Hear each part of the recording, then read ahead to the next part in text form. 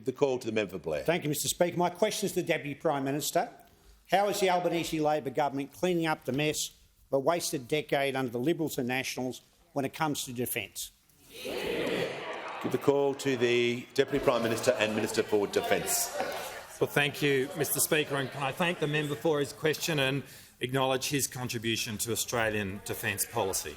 Order. On the 31st of March in 2021, a day after the Leader of the Opposition had just become Australia's Defence Minister, he announced that the former government was to establish an industrial base in this country for the manufacture of guided weapons. This was done in the finest traditions and with all the hoopla of a Morrison government announcement. Indeed, the member for Cook was on the press release where he said, as the COVID-19 pandemic has shown, having the ability for self-reliance, be it vaccine development or the defence of Australia, is vital to meeting our own requirements in a changing global environment.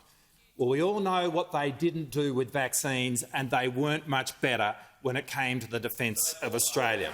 The press release also said the Australian Strategic Policy Institute has estimated that Australia will spend $100 billion in the next 20 years on missile and guided weapons purchases. It promised the creation of 2,000 high-tech jobs in Australia, although under the scrutiny of Senate estimates, it turns out that that number was based not on any advice from the Department of Defence. In fact, it was completely made up.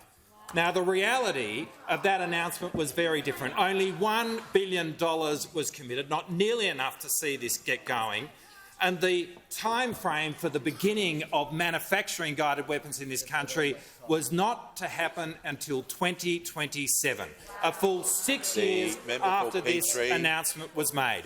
Promises on the never-never, all fanfare, no follow-up, all announcement, no delivery. On his first full day in the job as Australia's Defence Minister, he sold this country a fantasy.